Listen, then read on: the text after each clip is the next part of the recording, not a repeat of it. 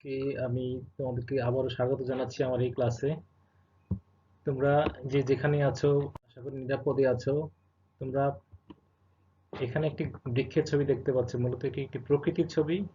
আমি একটি স্লোগান দিয়েছি যে আমরা প্রকৃতির মাঝেই মূলত বাঁচতে হবে, সেই কারণে আমরা প্রকৃতিকে ভালোবাসবো এবং প্রকৃতির মাঝেই বাঁচবো। Love nature, live nature. আমি আমাকে পরিচয় দিয়ে নিচ্ছি। আমি Mohammad Saifuddin, assistant professor, department of economics, Comilla Victoria government college. তোমরা যে কোনো ব্যাপারে যদি কোনো কোশ্চেন থাকে তাহলে তোমরা এই ইমেল অ্যাড্রেসের মাধ্যমে তোমরা যোগাযোগ করতে পারবে। আশা করি তোমাদের প্রয়োজনীয় কোশ্চেনের আনসার দিয়ে দিব এবং তোমরা তোমাদের কোয়েরি সেটা পেয়ে যাবে। তো আজকে আমাদের আলোচনার টপিক হচ্ছে যে ডিফারেন্ট ইকোনমিক সিস্টেমস, অর্থাৎ বিভিন্ন দেশে বিভিন্ন ভাবে সরকার পরিচালিত হয়ে থাকে, কিন্তু প্রতিটি সরকারই কোনো না কোনো ইকোনমিক সিস্টেমের মাধ্যমে তার দেশ পরিচালনা করে থাকে। আজকের লেকচারটি মূলত যাদের উদ্দেশ্যে, যে উচ্চ মাধ্যমিক যারা আছো তারা তাদের সাবজেক্ট ইকোনমিক্স চ্যাপ্টার 1-এর, তারা উচ্চ মাধ্যমিকের ফার্স্ট ইয়ার এবং সেকেন্ড ইয়ারদের জন্য এটা পাঠ্য। এবং মাইক্রো ইকোনমিক্স যারা অনার্স এবং মাস্টার্সে আছো, অনার্স বিশেষ করে ফার্স্ট ইয়ার, তাদের চ্যাপ্টার 1-এ এটি আছে, সেটি তোমাদের কাজে লাগবে। এরপর আমাদের হচ্ছে যে আজকে আমাদের লার্নিং অবজেক্টিভগুলো আমরা একটু দেখে নিই। যে what is economic systems, types of economic systems, অর্থাৎ কোন ধরনের অর্থনৈতিক ব্যবস্থা বা কী ধরনের অর্থনৈতিক ব্যবস্থা পৃথিবীতে বিভিন্ন দেশে বিরাজমান। এক এক দেশ এক এক ধরনের অর্থনৈতিক ব্যবস্থা তারা মেনে চলে এবং সেইভাবে তাদের সরকারকে পরিচালনা করে থাকে। Definition of each economic system, অর্থাৎ প্রতিটি অর্থনৈতিক ব্যবস্থার সংজ্ঞা কি, তার বর্ণনা কি, তার প্রত্যেকটার ক্যারেক্টারিস্টিক্স গুলো কি কি আছে সেটা নিয়ে আমরা আলোচনা করব। যে প্রত্যেকটার বিভিন্ন বৈশিষ্ট্য, প্রতিটি অর্থনৈতিক ব্যবস্থার এক এক বৈশিষ্ট্য আছে এবং ভিন্ন রকম, কোনটা সিমিলারেশন আছে, কোনটা হয়তো একটু ডিফারেন্স আছে, সেই বিষয়টি নিয়ে আলোচনা করব। এরপর আছে যে differences of capitalism and socialism, main পার্থক্যগুলো কি কি আছে সেটা আমরা নিয়ে আলোচনা করব। চলো আমরা ক্লাসে ফিরে যাই। আমরা আমরা এখানে দিয়েছি ইকোনমিক সিস্টেম। ইকোনমিক সিস্টেম বলতে তাহলে আমরা কি বুঝি? যে প্রথমে দেখো একটা ডেফিনিশন দেয়া আছে, an economic system is a mechanism which deals with the production, exchange, distribution and consumption of goods and services in a society or in a country. That means economic সিস্টেমটা হচ্ছে একটা মেকানিজম বা একটা process, যার মাধ্যমে আমরা আমাদের উৎপাদন, বন্টন এবং কনজাম্পশন অফ বিভিন্ন গুডস এন্ড সার্ভিসেস কিভাবে করে থাকি, সেটা সামাজিকভাবে হোক রাষ্ট্রীয়ভাবে হোক, এই বিষয়টা নিয়ে মূলত আলোচনা করে আমরা এরপর দেখব যে টাইপস অফ ইকোনমিক সিস্টেমস। পৃথিবীতে বিভিন্ন প্রকার যে ইকোনমিক সিস্টেম আছে সেই টাইপগুলো কি কি আছে। দেখো এখানে প্রত্যেকটার সাথে একটা লোগো আকারে একটা ছোট ছোট ছবি দিয়ে আছে, যে প্রত্যেকটা ইকোনমিক সিস্টেমের একটা বৈশিষ্ট্যগুলো এই লোগোর মাধ্যমে বোঝা যাবে, এই ছবির মাধ্যমে বোঝা যাবে। ফার্স্ট হচ্ছে ক্যাপিটালিস্ট ইকোনমিক সিস্টেম, সেকেন্ড হচ্ছে সোশ্যালিস্টিক ইকোনমিক সিস্টেম, তারপর কমান্ড ইকোনমিক সিস্টেমস, এরপর মিক্সড ইকোনমিক সিস্টেমস, সর্বশেষ ইসলামিক ইকোনমিক সিস্টেম। তো আমরা যদি ক্যাপিটালিস্ট ইকোনমিক সিস্টেম ধরি, যেখানে ক্যাপিটালিস্টরা সরকারকে বা ওই সিস্টেমকে মডিফাই করবে, প্রভাব বিস্তার করবে, রাষ্ট্রকে প্রভাব বিস্তার করবে, সেই সিস্টেমের ক্যাপিটালিস্ট ইকোনমিক সিস্টেম। সংক্ষেপে যদি আলোচনা করি, সোশ্যালিস্টিক ইকোনমিক সিস্টেম বলতে আমরা সোশ্যালিজমকে মূলত বলি, যেখানে আমরা দেখি যে সামাজিকভাবে সবাই ন্যায় নীতির মাধ্যমে সমতার ভিত্তিতে সেই ইকোনমিক সিস্টেম পরিচালিত হবে। কমান্ড ইকোনমিক সিস্টেমে আমরা সংক্ষেপে যদি বলি যে একটা সেন্ট্রাল কমান্ড থাকবে, সেই কমান্ডের মাধ্যমে সমস্ত সিস্টেম পরিচালিত হবে। মিক্সড ইকোনমিক সিস্টেমে কি থাকবে, যে কমান্ডিং এর কিছু থাকতে পারে, সোশ্যালিস্টের কিছু থাকতে পারে, ক্যাপিটালিস্ট ইকোনমিক অর্থাৎ এই, আবার ইসলামিক ইকোনমিক সিস্টেমেরও কিছু থাকতে পারে। সমস্ত সিস্টেমের ভালো দিকগুলো মিলিয়ে মিক্সড ইকোনমিক সিস্টেম। লাস্ট আছে ইসলামিক ইকোনমিক সিস্টেম, অর্থাৎ ইসলামী শরিয়া এবং সুন্নাহ বেজ যে ইকোনমিক সিস্টেম, যেখানে হালাল বেজ, সেটা হচ্ছে ইসলামিক ইকোনমিক সিস্টেম। আমরা নেক্সট যে ক্যাপিটালিস্ট ইকোনমিক সিস্টেম বলতে আমরা তাহলে কি বুঝি? ডেফিনেশন হচ্ছে capitalist economic system is a characterized by private ownership of assets and business. তাহলে সেখানে প্রাইভেট ওনারশিপ থাকবে কিসের উপরে? অ্যাসেটের উপরে, সম্পদের উপরে এবং ব্যবসার উপরে। Capitalist economy realise on free markets. মূলত এটার মূল কথা হচ্ছে ফ্রি মার্কেট থাকবে, সেখানে কোনো কারো কন্ট্রোল থাকার কথা না। To determine price, income, wealth and distribution of goods and services. তাহলে ক্যাপিটালিস্ট ইকোনমির মূল কথা হচ্ছে সেখানে অবাধ বাজার থাকবে, যে বাজারের মাধ্যমে দাম নির্ধারিত হবে, ইনকাম জেনারেট হবে, সম্পদের একুমুলেশন হবে বা সম্পদের বিস্তার লাভ করবে, এবং ডিস্ট্রিবিউশন হবে বিভিন্ন সেবা এবং দ্রব্য। তাহলে ক্যাপিটালিস্ট সিস্টেমের উদাহরণ হচ্ছে যে the United states of America, Canada. এটা আমরা দেখি যে এই যে ক্যাপিটালিস্ট ইকোনমিক সিস্টেমের আসলে ফাউন্ডার কে, যিনি প্রথমেই এই ক্যাপিটাল সিস্টেমটাকে ডেভেলপ করেন বা পথ প্রদর্শক, উনি হচ্ছেন আমাদের ফাউন্ডার অফ ইনভিজিবল হ্যান্ড, অর্থাৎ ইনভিজিবল হ্যান্ডের যে ফাউন্ডার অ্যাডাম স্মিথ। উনি সর্বপ্রথম দেখিয়েছেন যে পৃথিবীতে ফ্রি মার্কেটের প্রয়োজন, পৃথিবীতে অ্যাসেটের বৃদ্ধির প্রয়োজন। তাহলে বিভিন্ন দেশ বিভিন্ন ভাবে তারা উপকৃত হবে এবং বিশ্ব তার অর্থনৈতিক উন্নয়ন সাধিত হবে। সেই কারণে উনি,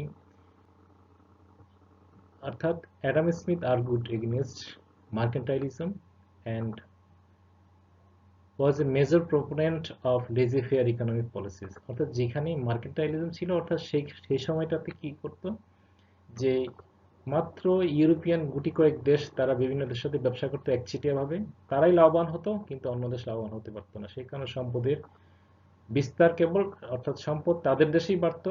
ইউরোপিয়ান যেমন পর্তুগাল, ফ্রান্স, ইংল্যান্ড, তাদের দেশে কিন্তু এই সম্পদ বাড়তো, কিন্তু অন্য দেশের সম্পদের পরিমাণ কমতো। কিন্তু উনি এটা দেখছেন যে এইভাবে হতে পারে না, কারণ প্রত্যেক দেশের সম্পদ বৃদ্ধি করা উচিত ব্যবসার মাধ্যমে। সেই কারণে উনি বলেছেন যে মার্কেটালিজম বাদ দিয়ে ক্যাপিটালিজমের দিকে, ফ্রি মার্কেটের দিকে আগানো উচিত।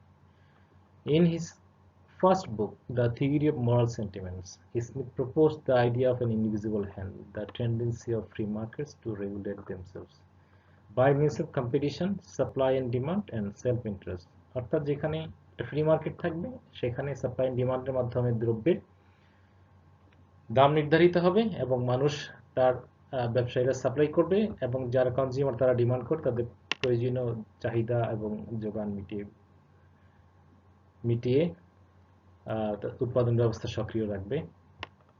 His free markets concept developed capitalist economic system. সুতরাং আমরা বলতে পারি যে founder of capitalism is Adam Smith. Capitalist economic সিস্টেমটা মূলত কিছু বৈশিষ্ট্য আছে, সেই বৈশিষ্ট্যগুলো আমরা একটু দেখব। এখানে একটা ছবি দেখতে পাচ্ছ, ছবিটা নিয়ে বিস্তারিত আলোচনা করার পরে ক্যারেক্টারিস্টিক, যে private ownership of asset, freedom of enterprise and choice, যে কোনো ব্যাপারে স্বাধীনতা থাকবে যে কেউ ব্যবসা করার এবং সিদ্ধান্ত নেওয়ার। Price determine by supply and demand. মূল কথা হচ্ছে price determine by supply and demand, সেখানে কারো ইন্টারভেনশন থাকবে না, either government, either business or third parties. Role of self interest, যার যার পার্সোনাল ইন্টারেস্ট নিয়ে সে এখানে দায়িত্ব পালন করবে। লিমিটেড গভর্নমেন্ট ইন্টারভেনশন, অর্থাৎ সরকার অল্প পরিমাণে তার ইন্টারভেনশন থাকবে। Inequality, market failure and monopoly may rise. কিন্তু এই ক্যাপিটালিস্ট ইকোনমিক সিস্টেমে কি হতে পারে, অনেক ধনী ব্যক্তি আবার অনেক ধনী ধনী হয়ে যেতে পারে, সম্পদের পরিমাণ অনেক বেড়ে যেতে পারে, কিন্তু যিনি গরিব, যারা গরিব তাদের গরিব, অর্থাৎ গরিবের ইন্টেন্সিটি বেড়ে যেতে পারে, অর্থাৎ পভার্টির ইন্টেন্সিটি বেড়ে যেতে পারে। যার কিছুই নেই তার কিছুই নেই, মানে সে আরো গরিব হয়ে যেতে পারে। যার সম্পদ আছে তার আরো বেশি সম্পদের পরিমাণ বৃদ্ধির সম্ভাবনা থাকে। মার্কেট ফেলিওর হতে পারে সেখানে, যেহেতু যদি ডিমান্ড সাপ্লাই কোনো কারণে কাজ না করে, সেটা মার্কেট ফেলিওর হতে পারে। আর মনোপলি সেখানে অ্যারাইজ করতে পারে।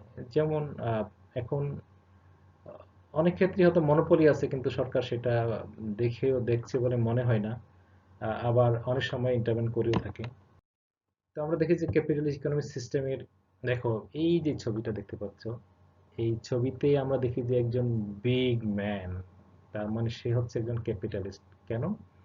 সে কি করতে পারে? দেখো, সে ইন্ডাস্ট্রি তার কন্ট্রোলে নিতে পারে, সে agro based farm, agriculture, poultry, সমস্ত কিছু সে নিজের হাতে নিতে পারে। তাহলে দেখো, industry, agriculture, arms and ammunition, বন্দুকের ছবি দেখা যাচ্ছে। এখানে এসে আইনজীবী, এই একজন ডাক্তার বা আইনজীবীকে দেখা যাচ্ছে যে তার হাতের মুঠোয় আছে। আবার এখানে কনস্ট্রাকশন ফার্ম, তার হাতের মুঠোয় আছে, বা মাইনিং এর তার হাতের মুঠোয় আছে। আবার এখানে দেখো বিচার ব্যবস্থা, বিচার ব্যবস্থাকে সে অন্ধ করে তার হাতের মুঠোয় সে নিয়ে নিতে পারে। আবার এখানে কি দেখতে পাচ্ছ যে মিডিয়া, সমস্ত media system, television, print media, electronic media, radio media, সবকিছু সে তার হাতে নিয়ে নিতে পারে। এখানে আবার দেখছে পাওয়ার সেক্টর, সমস্ত কিছু সে নিজের কাছে নিয়ে নিতে পারে। সর্বশেষ সে কি করতে পারে? পুরো রাষ্ট্রীয় ব্যবস্থা, অর্থাৎ রাজা হোক, রানী হোক, বা প্রধানমন্ত্রী হোক, রাষ্ট্রপতি হোক, সে সমস্ত, অর্থাৎ তাদের সেই চেয়ারটিকে পর্যন্ত সে নাড়াচাড়া করতে পারে, কন্ট্রোল করতে পারে। সুতরাং দেখা যাচ্ছে ক্যাপিটালিস্ট ইকোনমিক সিস্টেম অনেক শক্তিশালী সিস্টেম। এই ব্যবস্থাটাতে ক্যাপিটালিস্টরা খুবই ক্ষমতাধর, কর্পোরেট, যারা কর্পোরেশনের মালিক, ইন্টারন্যাশনাল, তারা ব্যাপক ক্ষমতাধর, তারা সমস্ত কিছু কন্ট্রোল করে থাকে। সুতরাং এই বিষয়টা নিয়ে তুমি ভালোভাবে বুঝতে পেরেছ আশা করি। আমরা এখন নেক্সটে সোশ্যালিস্ট ইকোনমিক সিস্টেম, সেটা কি সেটা একটু দেখব। Socialist economic system is characterized by greater government intervention to redistribute wealth in a more equitable way. অর্থাৎ সেটা সরকারি এমন একটা ব্যবস্থা যার মাধ্যমে সরকার বা রাষ্ট্র ব্যবস্থা যে সমাজের সকল মানুষের মধ্যে তার সম্পদ সমানভাবে বন্টন করে দিতে চায়। সেটা চায়না, কিউবা। চায়নাতে এক সময় ছিল, এখন তারা আস্তে আস্তে মার্কেট ইকোনমির দিকে এগিয়ে আসছে, ওপেন ইকোনমির দিকে এগিয়ে আসছে। তারপরে কন্ট্রোল ইকোনমি এখনো আছে কিউবা। কিউবা তারাও এখন একটু, তাদের এখানে সোশ্যাল ইকোনমি এখনো আছে। তো এখানে এই যে ছবিটা দেখতে পাচ্ছ, সেটা আমরা নেক্সটে এখন সোশ্যালিস্ট ইকোনমিক সিস্টেমের ক্যারেক্টার গুলো কি কি আছে সেটা আমরা দেখব। যে নন এক্সিস্টেন্স অফ এক্সপ্লয়টেশন, এখানে কিন্তু মানুষকে বঞ্চিত করার কোনো সুযোগ নাই, সেটার অস্তিত্ব নাই। State and collective ownership of asset, সেটা সরকারি অর্থাৎ রাষ্ট্র এবং জনগণের ওনারশিপের মাধ্যমে, অ্যাসেট ওনারশিপের মাধ্যমে সেটা পরিচালিত হবে। Non existence of free competition, এখানে কোনো ফ্রি কম্পিটিশন থাকবে না। রিডিস্ট্রিবিউশন অফ ইনকাম, এখানে রিডিস্ট্রিবিউশন, ইনকামের রিডিস্ট্রিবিউশন থাকবে। কারো যদি বেশি থাকে তাহলে যাদের কম আছে তাদের কাছে রিডিস্ট্রিবিউট হবে। আবার স্পন্টেনিয়াস মোড অফ প্রোডাকশন, অর্থাৎ এখানে কন্টিনিউ প্রোডাকশন হতে থাকবে। প্রাইস কন্ট্রোল, সরকার প্রয়োজনে প্রাইস কন্ট্রোল করতে পারে। এখানে সেন্ট্রাল প্ল্যানিং অথরিটি থাকবে, যার মাধ্যমে সমস্ত কিছু পরিচালিত হবে। এখানে সোশ্যাল সিকিউরিটি থাকবে, রাষ্ট্রীয় ব্যবস্থায় সবার জন্য সিকিউরিটি থাকবে। ইকোনমিক স্টেবিলিটি বজায় থাকবে। সুতরাং এই ক্রাইটেরিয়াগুলো তোমরা একটু দেখে নিবে। এরপর founder of socialist economic system, মূলত সোশ্যালিস্ট ইকোনমিক সিস্টেমের ফাউন্ডার মূলত কারা? এখানে একটি লোগো দেখতে পাচ্ছ, যে একটা হাতুড়ি এবং একটা কাস্তে, এটা হচ্ছে তাদের মূল লোগো। এবং মূল মন্ত্র হচ্ছে যে সবাই মিলে কাজ করে একসাথে, হ্যান্ডশেকের ছবি। Friedrich Engels, German philosopher, historian, communist, social scientist, sociologist, journalist, businessman. Friedrich Engels এবং কার্ল মার্কস। কার্ল মার্কস এবং সর্বপ্রথম এই সোশ্যালিস্ট ইকোনমিক্সের ফাউন্ডার। এবং এই দুজন মিলেই, ফ্রেডরিক অ্যাঞ্জেল এবং কার্ল মার্কস মিলেই মূলত তারা কি করেছে? দ্য কমিউনিস্ট ম্যানিফেস্টো, 1847 সালে তারা কি করেছে? এই সোশ্যালিস্ট, একটা সোশ্যালিজমের ধারণা তারা বিশ্ববাসীর কাছে স্থাপন করে। এবং সে সময় একটা সারা পড়ে যায় সারা ওয়ার্ল্ডে, যে সোশ্যালিজমকে ধরে, সোশ্যালিজমকে রাষ্ট্রের প্রধান অর্থনৈতিক ব্যবস্থায় পরিচালনা করে। সেই কারণে বা সেই সময় রাশিয়াতে, চায়নাতে, কিউবাতে, নর্থ কোরিয়াতে, বিভিন্ন দেশে কিন্তু সোশ্যালিজম চলে এসেছিল। তো আমরা এরপর দেখি যে differences of capitalism and socialism. এইখানে দেখতে পাচ্ছ characters, capitalism, socialism, ownership. The assets owned by private firms, তাহলে ক্যাপিটালিজমের asset owned by private firms, আর সোশ্যালিজমে assets owned by government, যেখানে market forces determine by prices. আর এই সোশ্যালিজমে সেটা স্টেট কন্ট্রোল করবে যে প্রাইস। ক্যাপিটালিজমে দেখা যাচ্ছে যে ইকুয়ালিটি, যে ইনকাম ডিটারমিন বাই মার্কেট। আর সোশ্যালিজমে রিডিস্ট্রিবিউশন অফ ইনকাম। মোটিভ হবে প্রফিট ম্যাক্সিমাইজেশন ক্যাপিটালিজমের, আর সোশ্যালিজমে social welfare maximization. Power control থাকবে ক্যাপিটালিস্টদের হাতে, আর সোশ্যালিজমে থাকবে সেন্ট্রাল অথরিটির হাতে।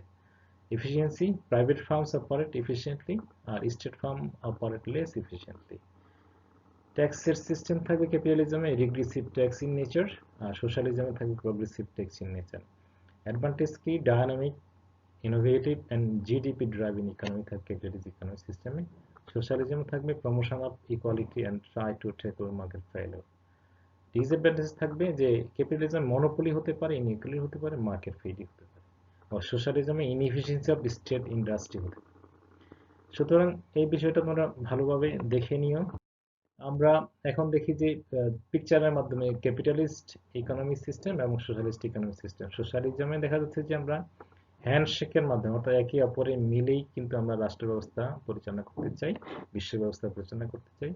কিন্তু ক্যাপিটালিজমে দেখা যাচ্ছে কর্পোরেট হাউসগুলোই তারা পুরো ব্যবস্থাকে কন্ট্রোল করতে চায়, তারা সমস্ত অ্যাসেটের মালিক হতে চায়।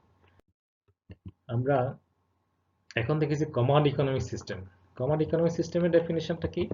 যে command economic system where the government rather than free market determines what and how much goods and services should be produced and in what prices to sell. সুতরাং কমান্ড ইকোনমিতে একমাত্র সেন্ট্রাল অথরিটি নির্ধারণ করবে সে মার্কেট কিভাবে চলবে, কি উৎপাদন করা হবে, কাদের জন্য উৎপাদন করা হবে, কোন প্রাইসে উৎপাদন করা হবে। Example: China, Cuba, North Korea.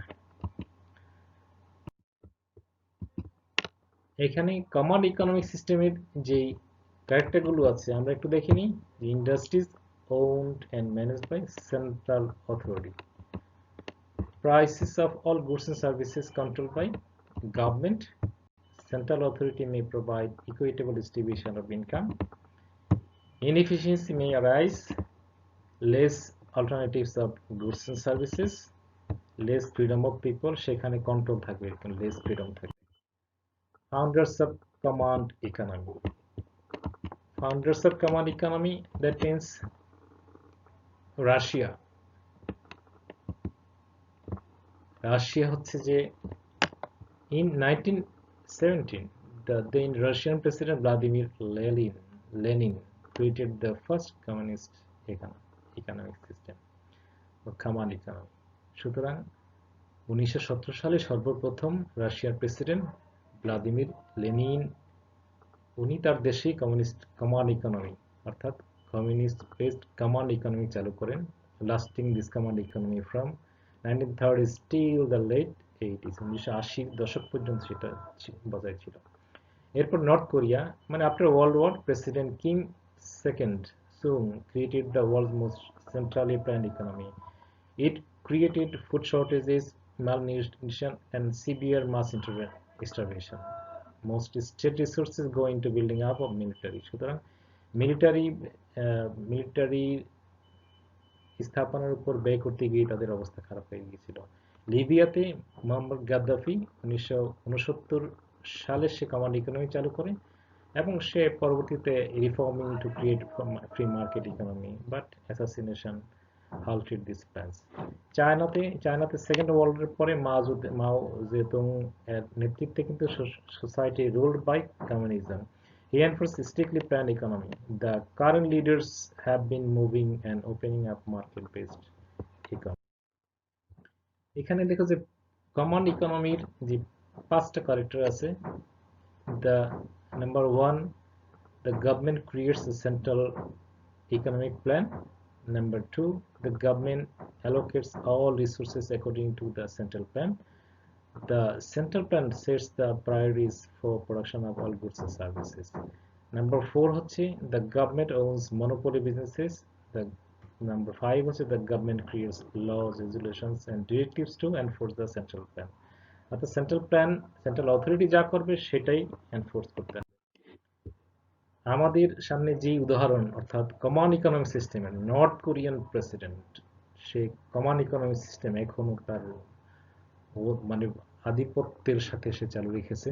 দেখো যে একজন ব্যক্তি তাকে কেন্দ্র করে পুরো ইকোনমিক সিস্টেম, সে যা বলে তার অঙ্গুলি হেলনে যা হয় সবাই সেই কথা শুনছে, সেভাবে কাজ করছে। সুতরাং উত্তর কোরিয়া হচ্ছে যে কমন ইকোনমিক সিস্টেমের প্রকৃষ্ট উদাহরণ, এবং বর্তমান পৃথিবীতে সেটাই চলে আসছে। এই কারণে উত্তর কোরিয়াকেই সবাই ভয় পায় পারমাণবিক অস্ত্রের অধিকারী হওয়ার কারণে। হ্যাঁ, তো আমরা এখন দেখি যে মিক্সড ইকোনমিক সিস্টেমের ডেফিনিশন কি। মিক্সড ইকোনমিক সিস্টেমে according to professor Samuelson, a mixed economy is one in which the elements of government control are intermingled with market elements। মানে গভর্নমেন্টের এলিমেন্টস অর্থাৎ এবং মার্কেট এলিমেন্টস এর সাথে একসাথে করে in organizing production and consumption। Example হচ্ছে যে মিক্সড ইকোনমি বাংলাদেশ, বাংলাদেশের অর্থনীতি মিক্সড ইকোনমিক সিস্টেমের উপর চলছে। ইউএস এর ইকোনমি, ফ্রান্সের ইকোনমি। আমরা এখন মিক্সড ইকোনমিক সিস্টেমের যে ক্যারেক্টার আছে সেটা একটু দেখি। Coexistence of private and public sectors, regulations of private sectors, planned economy, ownership of private property, provision of social security, motives of business concerns, reduction of inequalities of income and wealth, complete economic freedom। তো mixed ইকোনমির একটা ছবি আমরা দেখতে পাচ্ছি যে এখানে public থাকবে, প্রাইভেটও থাকবে, এবং ইকোনমি মিক্সড ওয়েতে সরকারি এবং বেসরকারি ব্যবস্থাপনার মাধ্যমে সেই অর্থনীতি চলবে, সেতে কারো ইন্টারভেনশন থাকবে না। Founder of Islamic economic system যে আবু দার আল Gifari, a companion of Muhammad Sallallahu Alaihi Wasallam, was the founder of Islamic socialism. The concepts of welfare and pensioner was introduced in early Islamic law as forms of zakat, that means charity, one of the five pillars of Islam during the time of the Rashidun Khalifa Umar in the 17th century. This practice continued well into the era of Abbasid Khalifa as seen under Al-Ma'mun's rule in 8th century.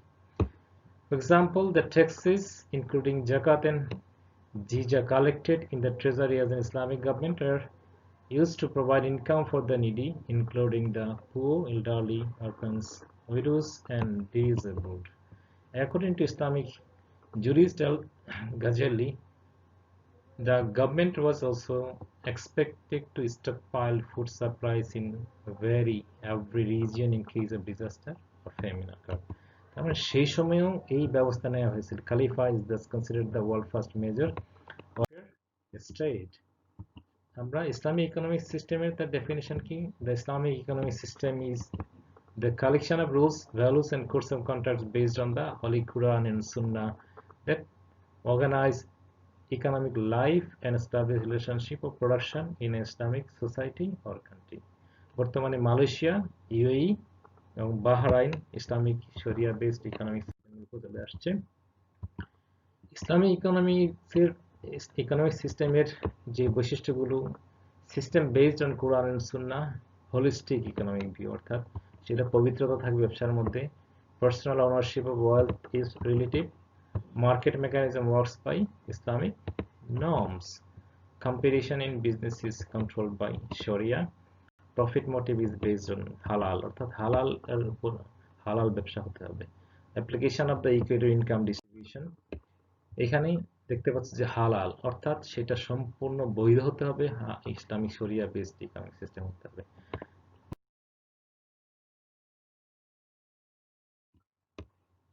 এতক্ষণ তোমরা মনোযোগ দিয়ে আমার এই লেকচারটি শুনেছো এবং আশা করি বুঝতে পেরেছো। Thank you very much, thank you all.